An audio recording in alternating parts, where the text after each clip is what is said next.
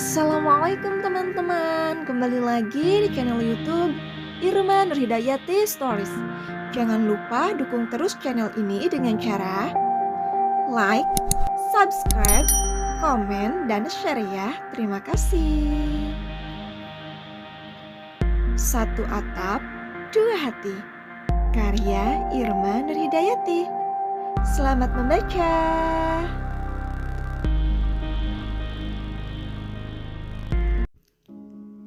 Umi menyindir Abi. Safira menggeleng. Itu namanya bukan nyindir, Bi. Terus, sesuai fakta. Abi kan sudah meminta maaf, Jangan menyimpan dendam seperti itu. Tidak baik.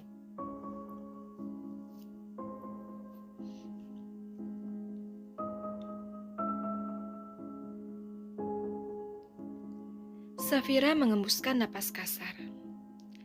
Bukan menyimpan rasa dendam. Pada dasarnya, wanita itu memang makhluk yang ingatannya paling kuat. Kalau mengingat tentang kesalahan yang dilakukan lelakinya. Iya deh, wanita maha benar. Pokoknya, Abi harus bisa menyatukan Bimo sama Rini. Kok jadi ke Abi? Terserah Bimo dong. Dia mau pilih dan nikah dengan siapa. Iya, setidaknya Abi kasih tahu dulu lah sama Bimo bagaimana karakter dan sikap Rini. Sedikit banyaknya kan Abi sudah tahu perempuan seperti apa dia. Umi setuju banget kalau seandainya Bimo berjodoh sama Rini. Jodoh itu ada di tangan Allah, bukan di tangan manusia. Kalau menurut kita mereka cocok, belum tentu menurut Allah itu baik. Sebaiknya kita tidak perlu ikut campur dengan perasaan mereka. Kalau memang Rini serius, sampaikan padanya untuk terus berjuang agar bisa mengambil hati Bimo. Jangan lupa, pepet di sepertiga malam. Jelas Yusuf seraya meletakkan telapak tangannya di kepala Safira. Umi paham kan maksud Abi? Kalau memang kata Allah mereka jodoh, suatu saat pasti akan dipersatukan. Sepertinya Umi sayang banget ya sama Rini. Safira mengangguk. Rini itu sahabat rasa saudara. Dia yang selalu ada di setiap keadaan. Mencari teman di saat kita senang itu mudah. Tetapi mendapatkan teman yang akan selalu setia di setiap keadaan, itu yang sulit. Tiba-tiba ponsel Yusuf berdering. Lelaki itu sedikit menjauh dari Safira dan langsung mengangkat teleponnya. Seketika raut wajahnya berubah menjadi raut wajah khawatir. Safira mempertajam pendengarannya. Terdengar dari beberapa percakapannya ada masalah yang tengah melanda perusahaan. Tak lama kemudian Yusuf mematikan telepon. Lelaki itu langsung terduduk lemas di samping sang istri seraya mengusap gusar wajahnya. Ada apa, Bi? Apakah ada masalah serius? Ceritalah, ada masalah apa?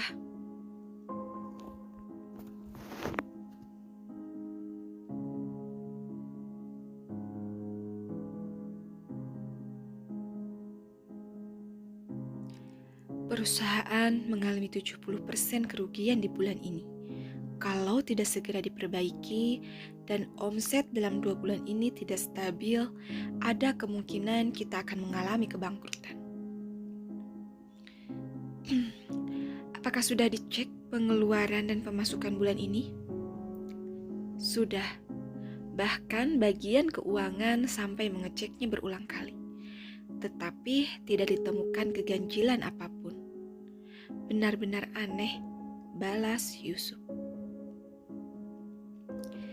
Kalau sudah dicek berulang kali seperti itu, berarti keuangan perusahaan memang aman. Tidak ada yang perlu dikhawatirkan akan adanya pihak dalam yang korupsi. Ucap Safira dengan penuh ketenangan. Kok bisa? Umi menyimpulkan hal demikian dengan begitu tenang. Padahal Abi benar-benar tengah kebingungan dibuatnya. Jika hal ini terus berlanjut, maka perusahaan akan gulung tikar. Memangnya Umi tidak takut kalau nanti perusahaan Abi bangkrut, terus kita jatuh miskin. Insya Allah, Umi tidak takut jatuh miskin, Bi. Malahan yang Umi takutkan itu, Allah menitipkan harta yang berlebih, tetapi kita tidak bisa mempergunakannya dengan baik. Umi tanya deh sama Abi, selama Abi jadi pemegang perusahaan, pernah tidak seperempatnya saja Abi berikan pada orang yang membutuhkan? Terkadang kita jangan terlalu baik sama orang, karena kita tidak tahu di zaman sekarang ini mana yang hanya berpura-pura mencari simpati saja, terkecuali pada orang-orang yang kita kenal dekat saja. Safira tersenyum, lalu menggenggam tangan sang suami. Lihatlah di jalanan sana, Bi. Banyak anak yatim piatu yang hidupnya bergantung dari hasil mengamen dan meminta-minta. Jangankan untuk menuntut pendidikan, untuk mengisi perutnya saja mereka kesulitan. Bukankah anak-anak seperti itu yang harusnya mendapat uluran tangan dari kita? Yusuf bergeming. Ia mencoba memaknai setiap ucapan Safira. Yusuf akui, selama ini dirinya hanya fokus pada orang-orang terdekatnya saja, tanpa memedulikan dan mengulurkan tangan pada anak-anak terlantar seperti mereka. Apakah mungkin yang tengah terjadi pada perusahaannya sekarang ini teguran dari Tuhan akibat kelalaiannya selama ini? Rini memasuki kafe. Penglihatannya tidak mungkin salah. Lelaki yang diikutinya tadi memang masuk ke sana. Namun, sesampainya di dalam, Rini celingak-celinguk. Lelaki itu tak tampak batang hidungnya sama sekali. Kemana dia pergi? Rini tidak pantang menyerah. Wanita itu menyusuri setiap meja untuk mengecek keberadaan sosok lelaki yang diikutinya. Sayang sekali kalau sampai lelaki itu lolos dari pengawasannya. Tak lama kemudian seseorang melintas di depannya. Rini mengucek kedua matanya, memastikan kalau sosok yang dilihatnya itu memang pujaan hatinya. Rini tersenyum. Walau bagaimanapun, ia harus membuang jauh-jauh semua perasaan gengsinya. Setidaknya, ia bisa mengenal dekat lelaki itu terlebih dulu. Dengan langkah pasti, Rini langsung berjalan menuju bangku yang tengah ditempati lelaki itu. Ketika jaraknya semakin dekat dengan lelaki itu, rasa was-was semakin menghampiri. Detak jantungnya berdetak lebih cepat dari biasanya. Ada apa dengan jantungku? Biasanya dekat dengan banyak cowok tampan pun jantungku biasa-biasa saja. Tanpa sengaja kedua netra mereka beradu.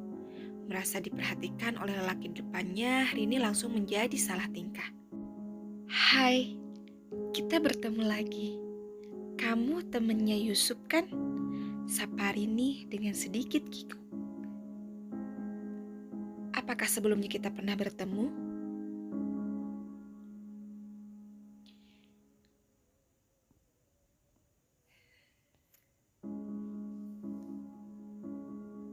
Tanya Bimo seraya mempersilahkan Rini duduk di bangkunya. Aku temennya Safira. Waktu itu kita pernah bertemu di rumah sakit pada saat Yusuf dirawat. Balas Rini dengan detak jantung yang tak lagi dapat dikontrol.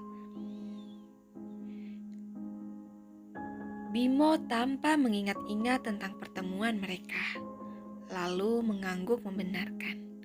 Waktu itu, kamu belum berhijab, ya?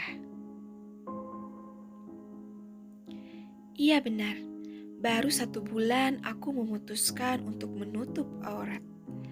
Masya Allah, pilihan yang sangat tepat. Semoga istiqomah ya, amin. Amin. Ini juga sedang mencari sosok pendamping yang bisa membimbing dunia akhirat. Bimo mengangguk. Semoga segera dipertemukan.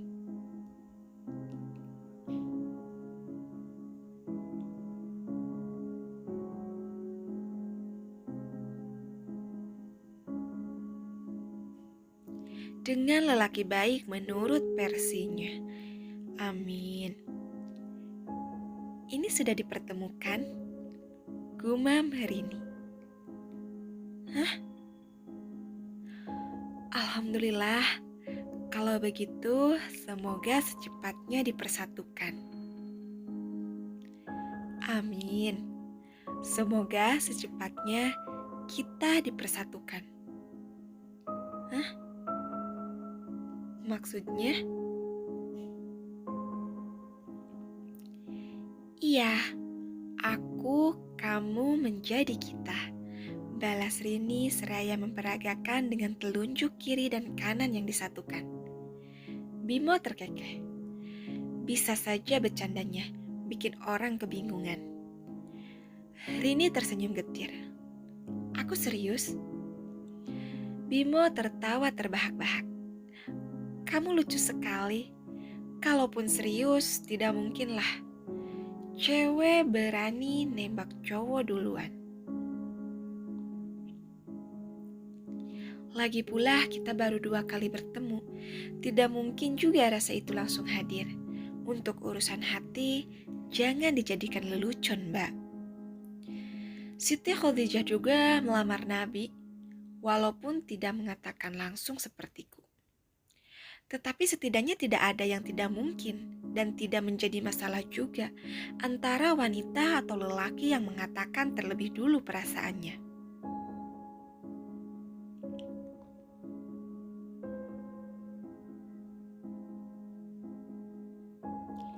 Terus, jika ini lelucon, apakah memikirkan seseorang siang malam dengan perasaan hati dan pikiran tak menentu itu adalah sebuah lelucon? Apakah saat ada keinginan dalam diri untuk hijrah ke arah yang lebih baik, agar bisa memantaskan diri untuk seseorang yang selalu kita sebut dalam doa, juga hanyalah lelucon? Maaf, mungkin ini memang terlalu cepat. Tidak seharusnya aku mengatakan semua ini padamu. Aku sudah tahu jawabanmu. Lupakan saja. Anggap saja hari ini kita tidak pernah bertemu dan tidak pula duduk satu meja berdua. Assalamualaikum.